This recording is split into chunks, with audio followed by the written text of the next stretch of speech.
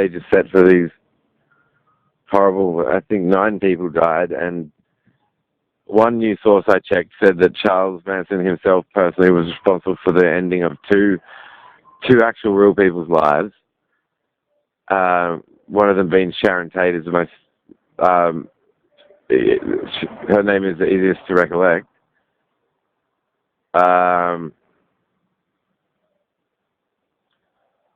I mean, I would be, yeah, he would be a character I would find contemptible anyway, just for being on this religious cause about, and I had a youth pastor who would talk along similar lines about God, the devil's waged a war for our souls and fighting God's army, and you know, all this sort of.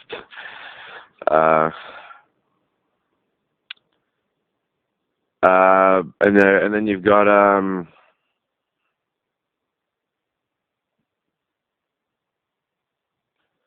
the main question I wondered then is if conspiracy is what it's genuinely known to be the deal, that he didn't obstruct or infringe another person's right to life, health, or move. Then it comes back to expression and why can't a person express their religion? Well, where I say why not is if the expression of one's religion fucks with the other basic rights, then that's not a good religion. Obviously. But I'm not the best person to ask on good religions. Like, you'd be better off asking a pharmaceutical company's placebo trials, whether they should try and sell more placebos in the future given their success rates.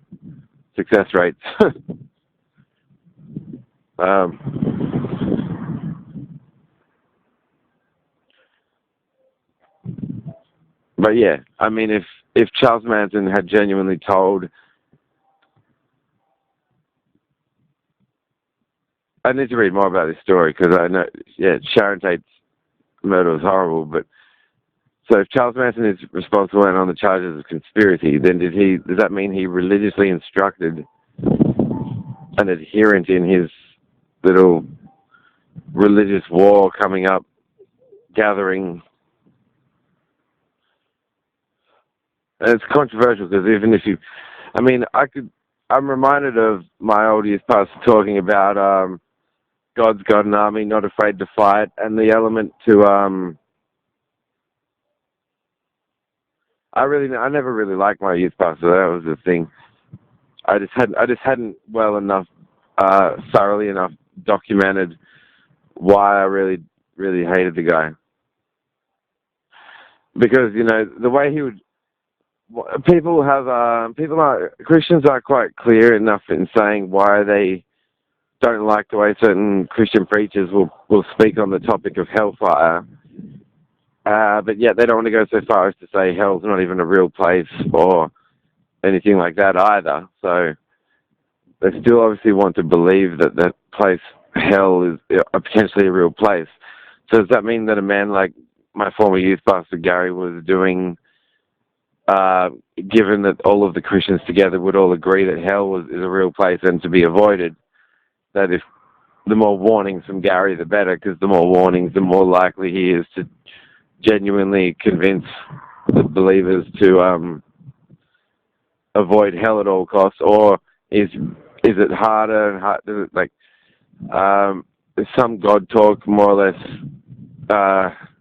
Is there a death threat sort of intertwined in there? Because you can wonder about that. Is like, are you getting is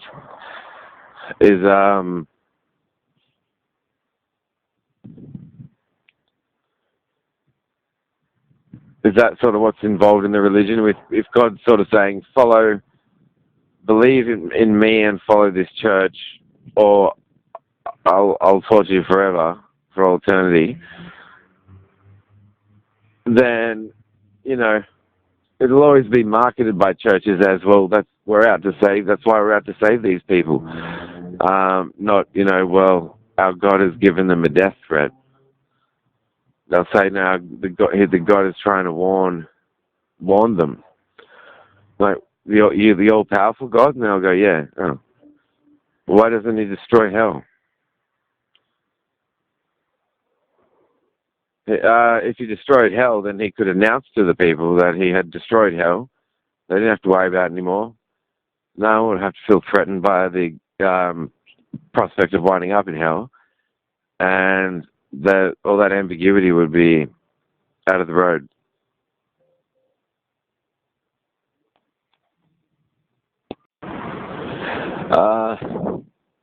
I just had a beer with one of Roger's, like a businessman that he doesn't like to officially say that he does any business with, but they know him anyway. One of those guys.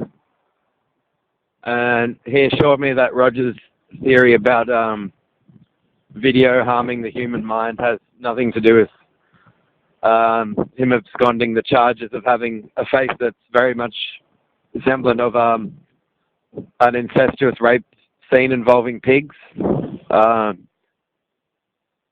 No, he's a reputable investigator, one to be commended, and that's why he knows. Like, when he had the vision to put everybody needs capital chemist, we know what matters.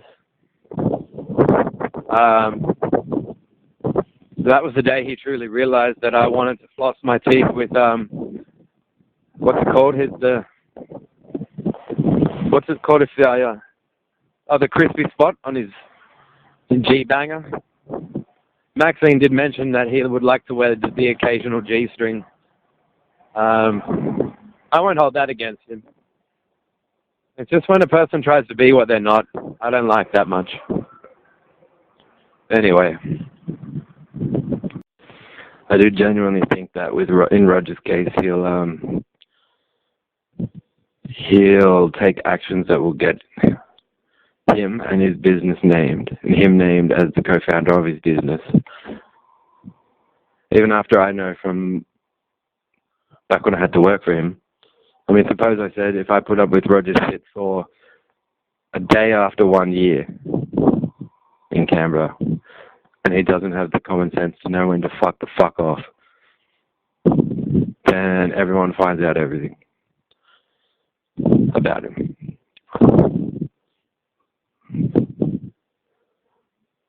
Then he still doesn't fuck off. It's like, all right. It wasn't really him I was thinking of during that year. It was more the people in his company that have some respectability about them. But Roger would rather fucking... It's like a spastic... what does he think? His genes have wired him to... since he didn't procreate, to fuck up other people's lives as much as possible. Waxing some pop pseudo-psycho babble, ideological pretense, pretentious Masonic gibberish. Now he knows that it has come to that someone has to go that far. So everyone learns everything. Not only does everyone learn everything, everyone learns everything and about him and press in Australia and beyond. And it will have to be between him and his other staff, really. If they go, they'll have to say, well, look, 365 days of Luke saying, I realize you make some serious fucking errors. Fuck off now and let me go and work a job I can respect. And Roger couldn't settle for that. Then it's the narcissistic trait in the religious crim. It's really all it is.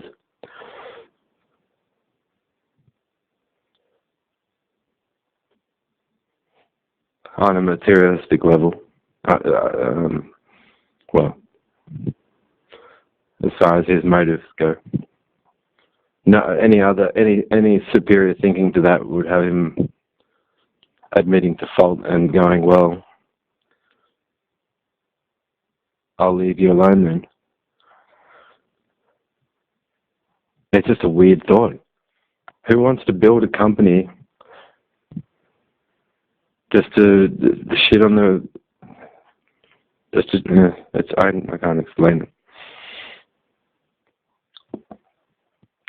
It's beyond my ability to understand, but it's another factor, and obviously why I couldn't stay working for... Everyone needs their capital chemist.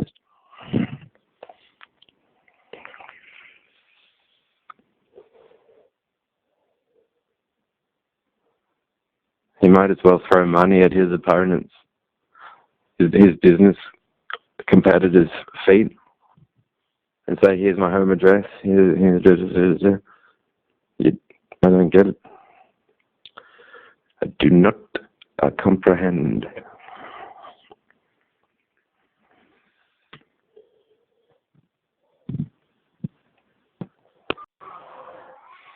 And actually, this is one thing I think that many admirers, or those who delve into the life story or the literary work of the Marquis de Sade, that's Comte Donatien's Alphonse Francois de Sade.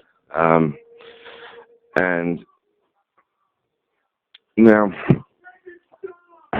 he actually had a lot of empathy for people who go down the dangerous route in life, pick the dangerous path, and in his day, he could see no proper, true explanation to venture, and that nature had to have created them the way that they were. So know that that would be in the tragedy of a after an event, after the fact, retrospective, looking back at something. Obviously, if you've built your philosophy, which you marshal as you make your way forward in life. That's a very different thing to going, well, I'm possessed by Gene's piece of shit. What does that mean I'm going to do today? And but the most part that was enjoyable would have been DJing for them all later. There are some weddings in the group who I support. I'm not sure that I'm friends with anyone in the group that knew me in the time I was there now, because I think where they cross the line, like there's certain hypocrisies that they won't even bother denying, even to the face of a critic. But the fact that they just get behind their lab, put back on their Freemason robe and start being... And how many things this is why I raised the question earlier today, are the Freemasons worse than the Catholic Church concealing Cardinal George Pell for touching all those kids?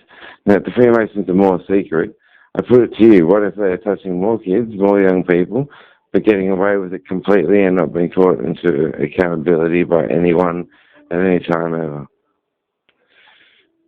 Basically, the first thing you realize as an institution that's armed to the teeth with religious beliefs, as I was at Tuggeranong Uniting Church until I left in my late teens, I'm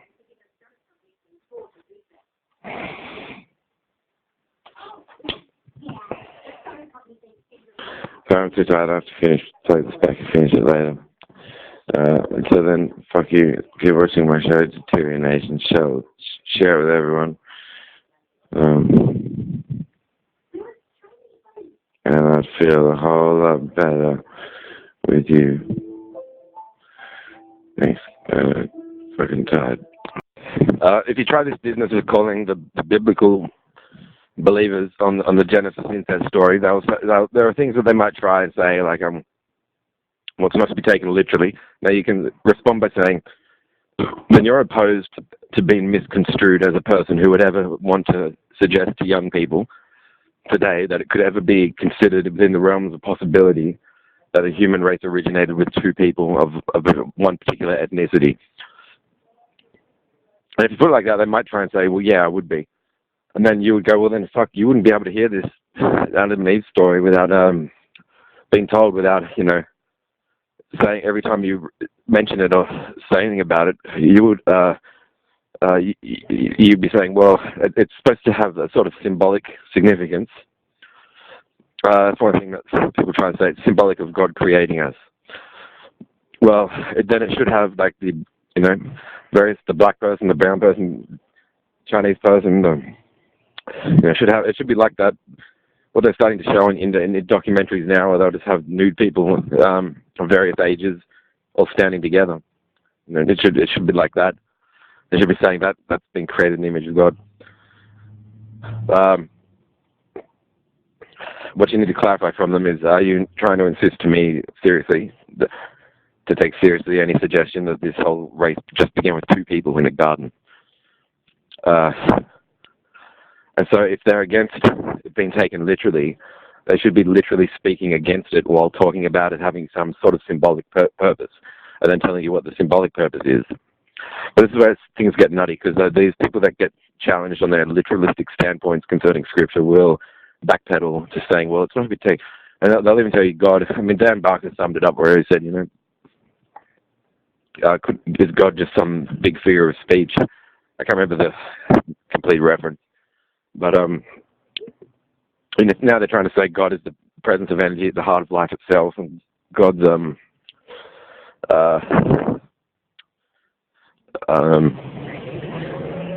a symbol, it's a metaphor or something. So then you have a symbol created a metaphor that created another symbol that then fought a symbolic war and killed a symbolic civilization called the Hebonites or whatever. Which was a symbolic killing, which was symbolic of the metaphor that was symbolic of the euphemism.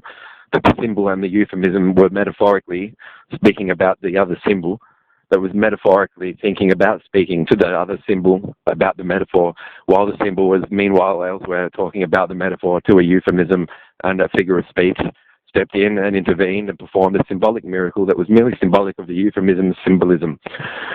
And they'll start talking like that. That'll be the way that the nicer of them start sounding toward the end of Christianity. Personal log, 31st of May, just visited the, shall we say, humble O'Connor Capital Chemist where I formerly worked.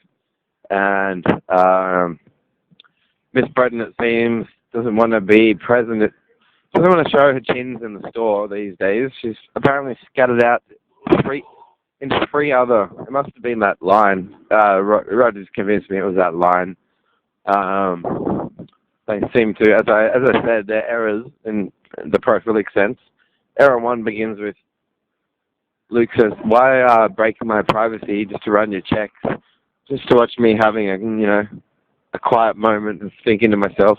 I like those who think outside the square, Libby said. Now, as things stand with Rogers' initiatives and their talks between the two of themselves, does he think he's projecting? Oh, that line was about the rejection of the crucifix all that time and all those years, so certainly they weren't a force of attrition, were they? While holding me in the privileged trust of respect to our privileged information. But, the problem with that is that Roger could have you forced to place trust in what turns out to be their misinterpretation of what's very important to you.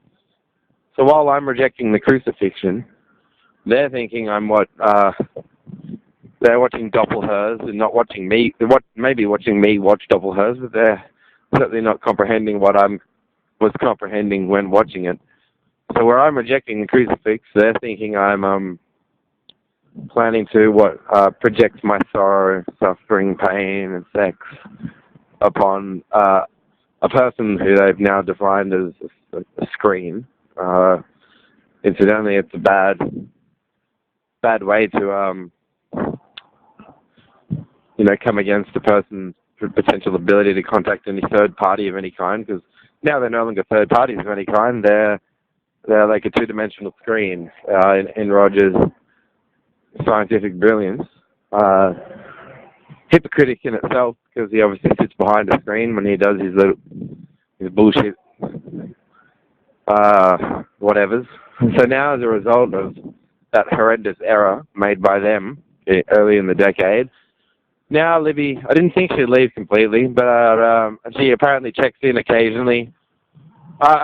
Young Jack, a young man named Jack, said she comes in, but she's more involved in about 3 other stores now. So it had to be 3. I was waiting to hear that from him, actually, the number 3. Young Jack sent Libby to 3 stores. Young Jack. How do you like that bitch for thinking outside the square? And if that's not enough, how's teleporting through a network of sorts to... Well, I didn't even need a passport, did I? The pressure that your company will put on fucking people who aren't religious tards. How many extra chins do you have today, Elizabeth Brennan? So I'm hoping that one of my visits to O'Connor coincides with you checking in. We can have another talk about what it means to think outside the square. I remember the day I wore the Beam Me Up Scotty shirt. Remember that? Beam Me Up Scotty. I didn't get beamed up exactly, did I? I got beamed over to my friend's place. My 2 associates. Yeah. Nice one there. It's what you cunts in management don't get when you don't ask the relevant questions. Ask the right questions, and you will get the right answers. I left the oracle somewhere on my computer for you to read that. I hope you came across that line. Ask the right questions, and you'll get the right answers. But I can't say I calculated Roger's capacity to interpret art to be so detached and polluted with Mason on Christian.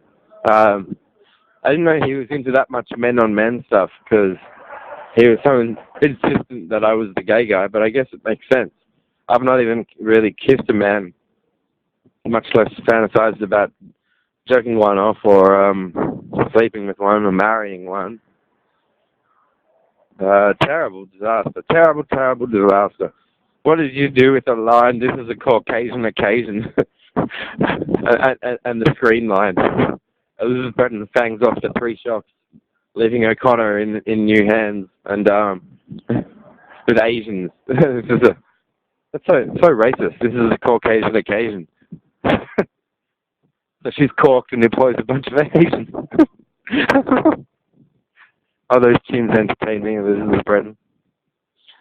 They really, really do. Happy 31st of May.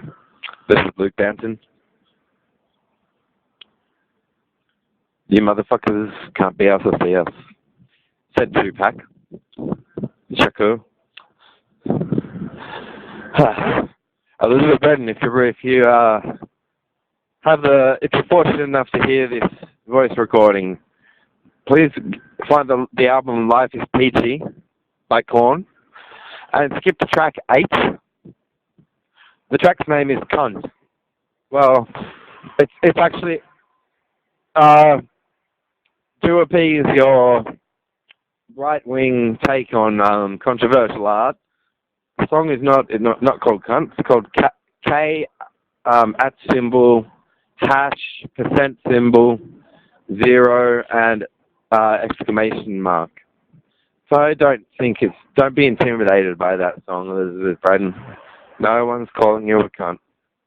But the song track 8 on Life is Peachy, I'd like you to go and play it. It's a personal DJ dedication from me to you, from Luke to Libby, LB to LB. Enjoy. Must admit, Elizabeth Bretton, you've sold out a lot. I'm not talking about stock turnover, but you are talking about staff of stock, right? There she goes again to any one of her 3rd auxiliary stores. Don't stand by your O'Connor, Elizabeth. My late grandfather was a big admirer of the mind of Anthony Hopkins. He told me a story once as a child. He visited Nuremberg, and he took a moment to pause and close his eyes, and it was sort of a 1-minute silence thing that type thing that my grandfather did, standing in a gas chamber, closing his eyes and thinking about the horrid mistreatment that was endured. I just couldn't comprehend it, he said. He would just get teary-eyed. I must truly be his grandson, no? I guess you were respectful in a very abstract, transnational way, you know. You didn't put me in a gas chamber. You, ironically, got me closer to my two friends than, well, it was ahead of my plans. I wanted my art to earn some reputation and some cred on its own merit. I calculated it time-wise. It turns out to be about nine independent CD releases if all the songs were mastered and none of them were judged too shit to be mastered, which I don't expect to happen. I expect some of them to be told that some of them require major overhauls. That's what you don't understand, abuse and abuse recovery the way we do, and you never will, because you'll run. You'll run to one of your other 3 stores. What's that? Is that you projecting? Let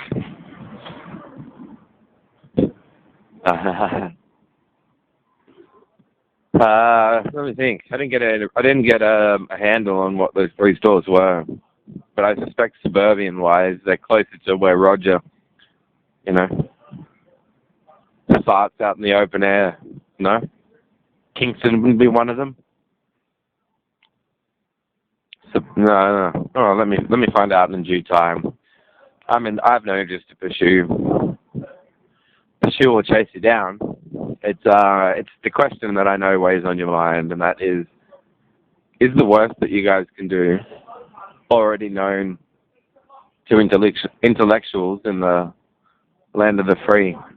I mean, using that episode, bullshit 2x07, and the so-called monograph. I can't wait to read the accompanying text. Knowing Roger, it's got to be the abstract stipulation of a prophilic mindset that satisfies his taste as a Mason hunter, martyring a Christian. Am I wrong? I can't wait to read it. Just to read that document alone is worth the flight. I can't wait. I really can't wait. For it's going to answer certain questions about your matchmaking prowess, is it not? Up and down Cork. The irony is, you know, Doppelhurst is beautiful, isn't it? Because what it means is submitting that cross image out of bullshit as evidence of something means, you know, you then take Doppelhurst and go, well, Roger initiates this project.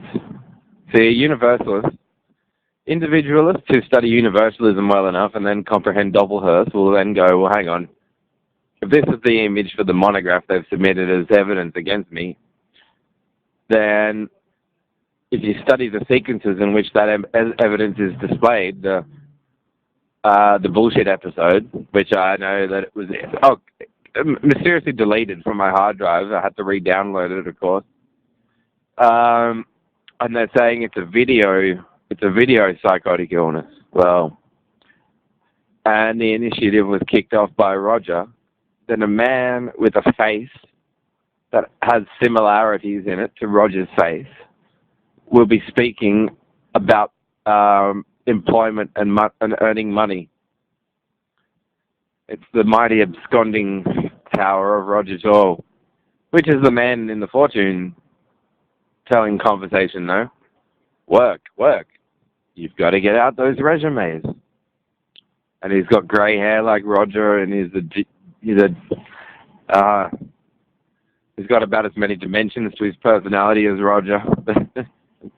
an interesting question. 21st century fortune tellers in the US, more metaphysically honed than a Freemason.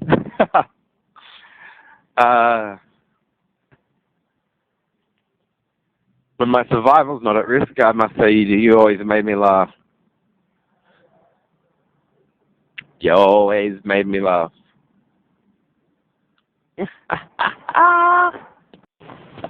So tying together observations like, his abuse of the title employer, primary employer, to commit numerous Discrimination Act violative illegal accostings. His wealth, power, and statements to love having responsibility, yet not have produced any heirs or offspring.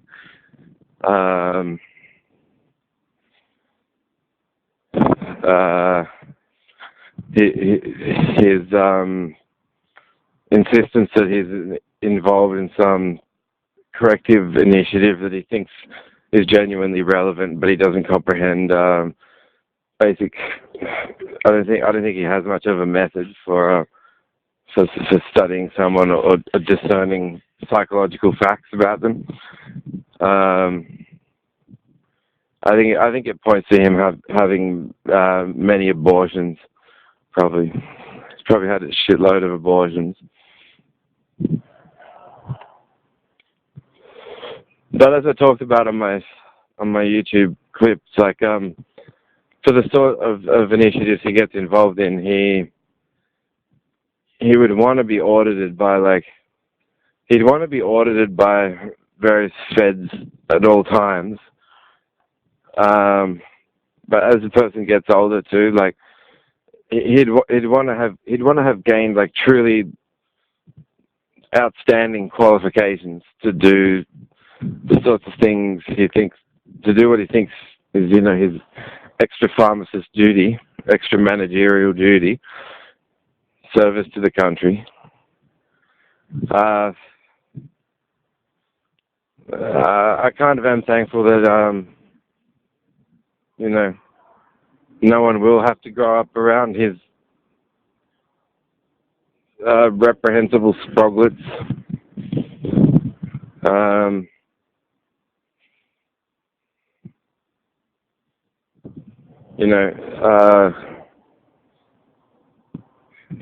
His inability to acknowledge mistakes.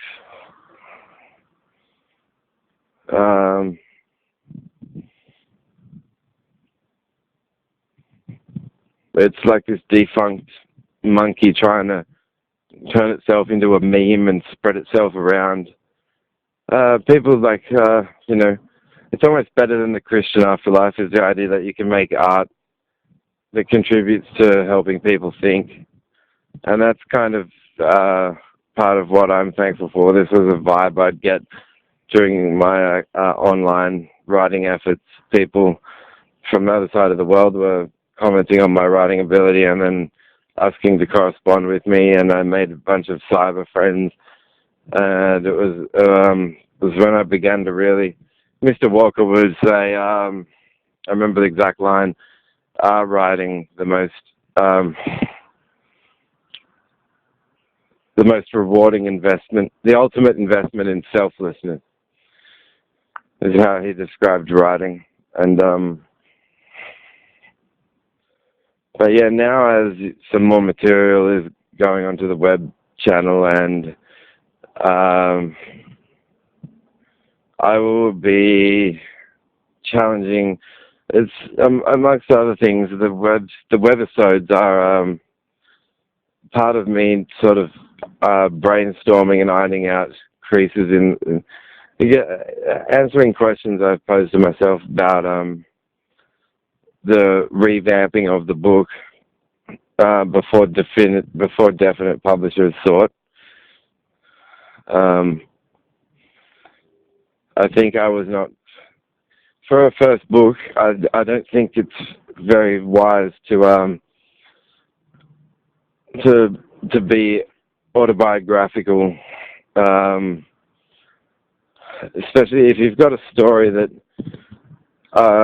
potentially plucks at heartstrings. Or the other thing is, and this is something I considered, driven almost mad from the amount of people that have this post hoc ergo propter hoc mentality. After it's a false correlation fallacy where the Latins knew of, where a person says after this, therefore because of this. So like if I'm out here at 6 p.m. tonight and at 6:01 I fart, and then at 6:02 two of the street lights go out, then the two street lights went out precisely 1 minute after I farted. But to employ this fallacy would be to say, well, since after Luke farted, two street lights went out, therefore Luke's fart caused two street lights to go out. It means after this, therefore because of this. So it's a description of an error in thinking. And people that did that to me a lot in the way that they would at least be thinking, you wind up sadly learning more than you want to know about how people you have to deal with in the capital group tend to think and evaluate you on the basis of the combination of what they do say and what they don't say. Roger Toll seems to think that silence, in the event you're silent, you're saying yes to him. That's religious prejudice, because Lucifer in his whole life has never said anything to him, and that points to it means he's made a fool of himself by being involved in that church. So on what grounds would he think a silent person is saying yes to him?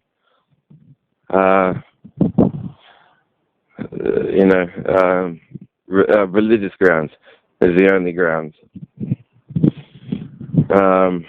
which means, once again, discrimination. So, like the afterlife, in a way, you can put art out into the world that people find to be thought-evoking. Joe's conservative elements of her conservatism do resonate with me, but it's just I almost forgot about the word private life, that it meant anything genuine, and it does impede. I find it's truly ironic that this tussle that starts in 2010, all the unfair mistreatment, and getting away from the capital group, and they can't say they weren't bringing me bad luck. And so I thought, at least they respected my wishes to, and how arrogant to assume, I know they would, that I would want my privacy respected by them, and them not to take any interest in my private life, because it must mean I have something to hide. Not that the Australian Constitution deemed that everyone has a right to privacy, and that someone like Gary Cairns and Roger Toll should respect that. No, if I say privacy matters to me, it must mean I have something to hide, like explosives for Denmark, whatever.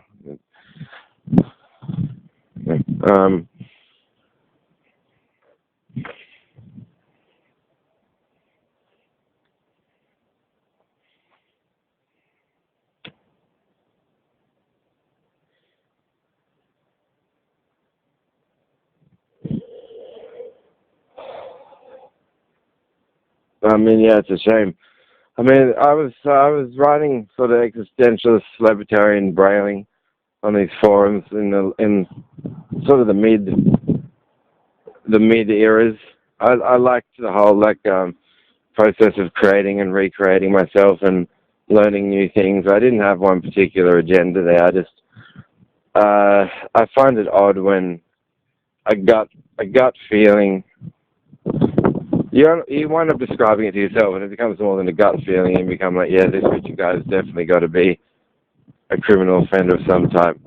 The predatorial aspects of his thinking, because you know that someone who has the status for Christian forum moderator of an apologetics board and knows what the field of apologetics is, you know he's equipped to essentially meet a stranger and educate them on why he thinks they should convert to the Christian religion.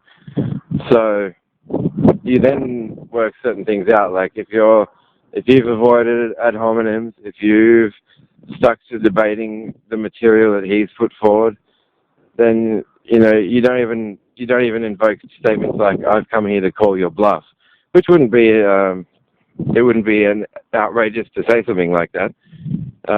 Someone opposing to Christian orthodoxy and right wing, fundamentalism, be quite within their rights to say stuff like that. But you actually, so there's a lot you can learn then when a person who's insisted that they're proficient at this field of apologetics proves otherwise, and they start demonstrating value to you that you don't, like bad value, because they're censoring your posts, they're deleting some of your material, they're occasionally banning your account,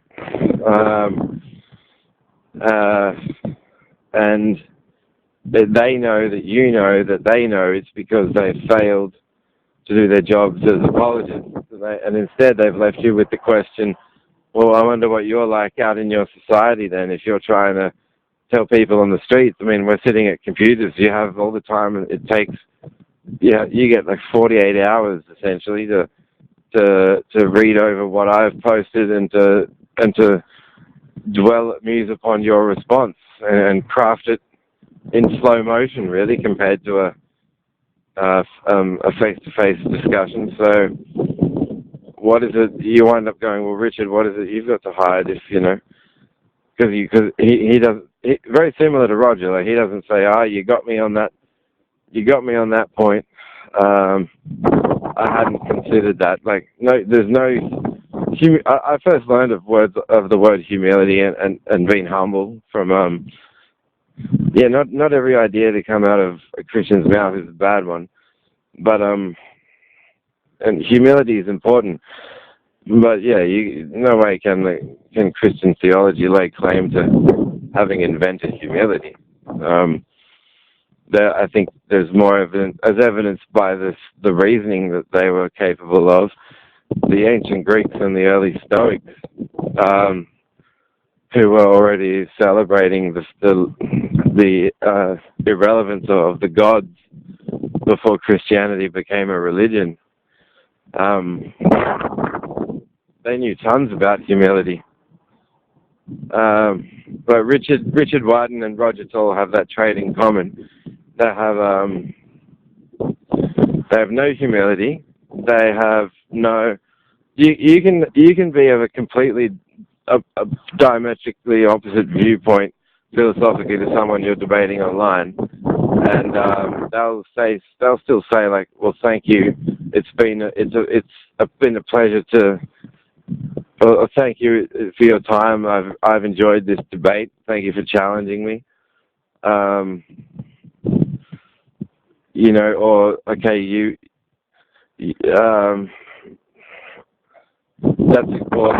that's a good point. You've rebutted my argument quite well. So with Richard, he's always dead quiet when he's been out argued, and everyone else on the forum has acknowledged that you've won the argument. But the point was learning more than winning. But that adds further to this sense of, well, what would he do on the street if someone rebutted him verbally? What you don't get is you don't get the tone of voice. You don't get, Is he yelling? Is he... you get a sense sometimes that you've pissed him off, but... yeah, no, him and Roger Toll...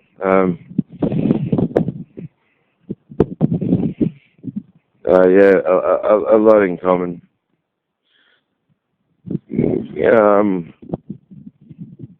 Evangelicals and capitalists, I think, share some similar ideas, but yeah, I don't. I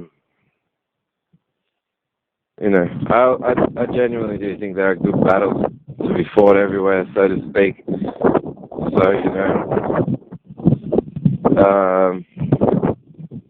you can find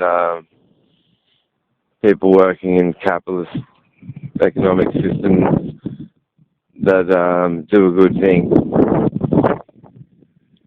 It's just Roger's talk about how far you'll go in the pharmacy line of work, boiling down to what you're prepared to do. Just what I didn't like was, and Peter Holt would sometimes talk about how sad he was that he never learned to play a piano, how the bureaucracy of pharmacy was the least enjoyable aspect of it. It's just the refusal to sell out after the struggle, like how much a struggle getting my life started was. I was contrasting elements of why I was enjoying customer service in healthcare, but why I was enjoying DJing as well. Just thoughts to why I was also enjoying this forum activity when my extensive writing style started to get feedback and encouragement from people who became correspondence friends. Two of Chris Vogelsang and Scott Hester are two friends that I pretty much just know from the forum, and I might visit Chris one day. He posted me a Kurt Vonnegut book, and it's interesting. Like, him and I have never met in person, and I have more respect for him really than Roger with all this fucking noise, because there's decency. It's such a basic decency to, like, don't speak on the topic of who or what another person is when you haven't even began with questions. Just don't talk about talk about things like performance at work. Don't say be a good poof, or you will take a poofter, or oh, don't worry, gay people can get married nowadays. Yeah, great, Roger. It was only because I had been intimidated enough at the time to think that you had some sort of profound police standing that I didn't say something along the lines of, I'd like to warn you to cease and desist from ever speaking like that ever again, or I'll report you.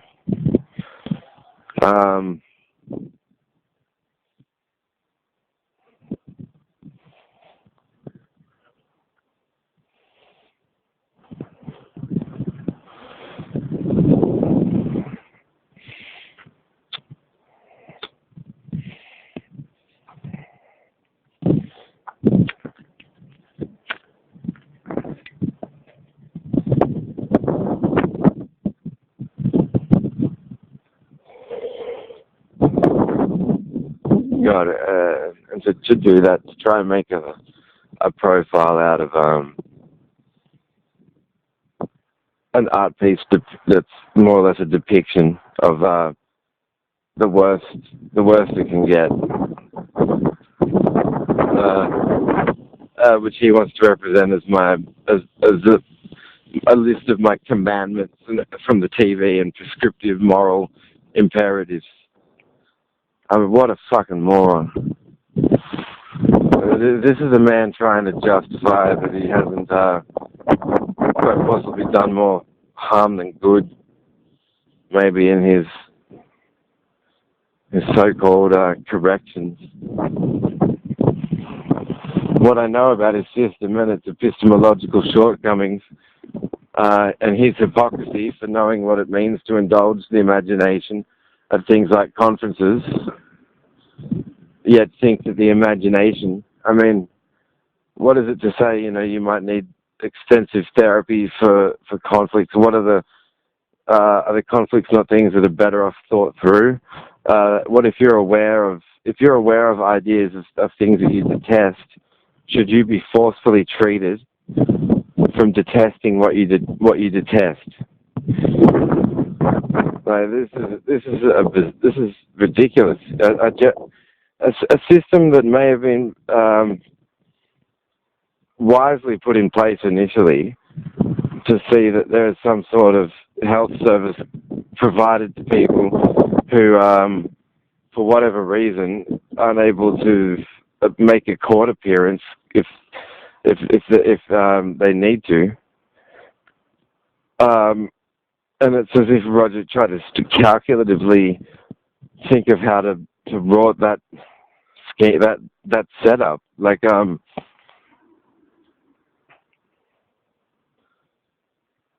it makes me mad.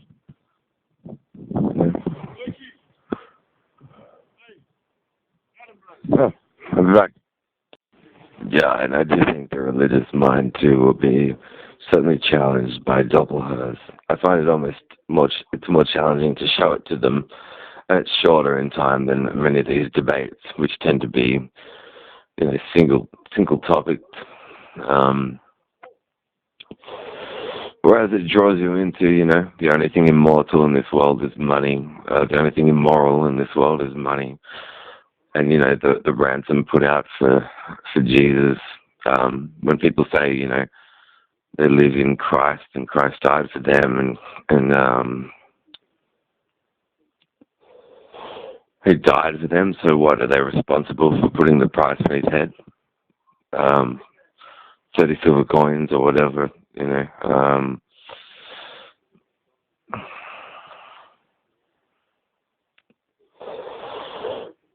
yeah, like, do they think about that while they're watching it? The money put up for the sale of Jesus. I think that's cruel, and yet, and no, because God, that same monstrous God sent Jesus to die for them. Okay, I would think about what that means to you to say that under those circumstances, that man actually died for you. You can say that a believer in all four Gospels of the New Testament scriptures might be fooled rather easily into falling for the fruits of the byproducts of bribery, or the approval of bribery in principle.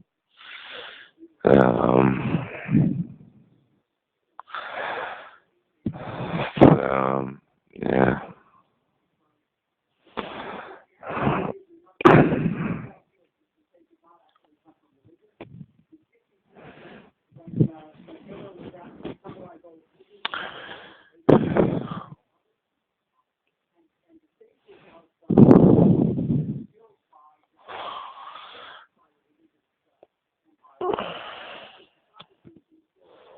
Yeah, Roger told us to hide a lot from his own workers.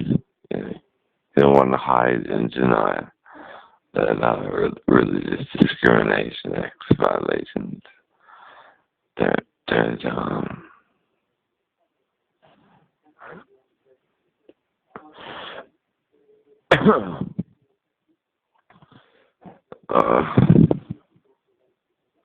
yeah, so they accepted Christ. And, I like the idea of the weakest shall become change options offered to those once recruited.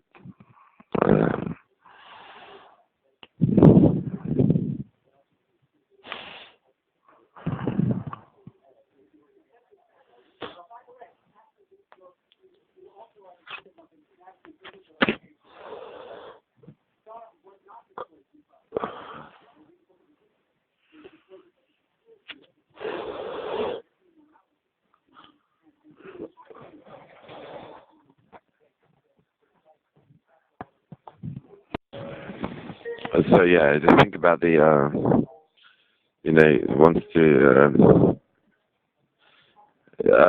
indict favorite artist of mine. He doesn't. For an investigator, he shouldn't know what it. He should know what the concept of checking is.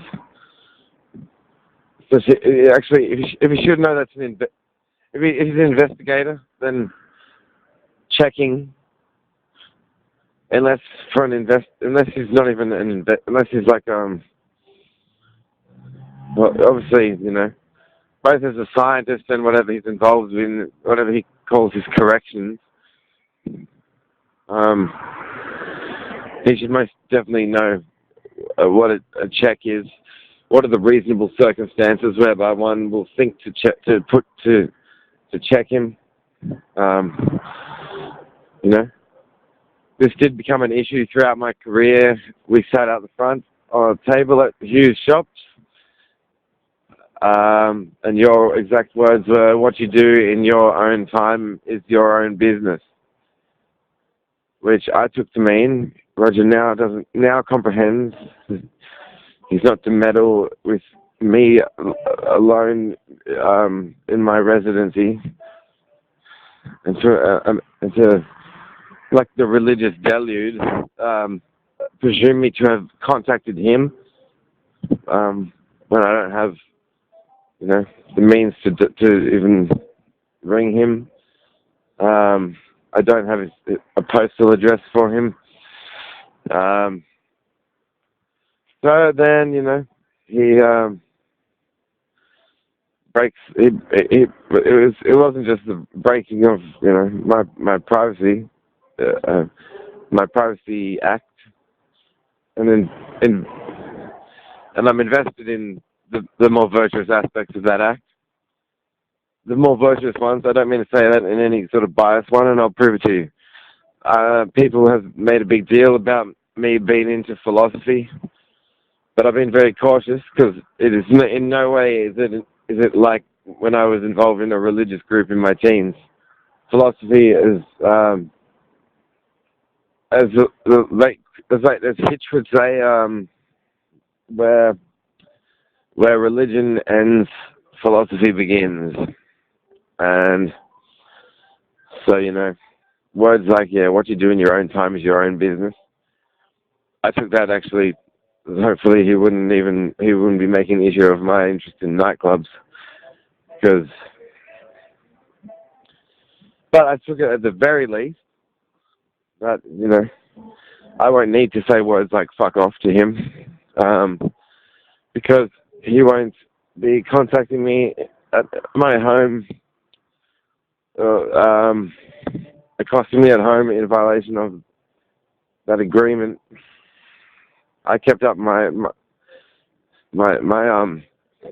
of that bargain.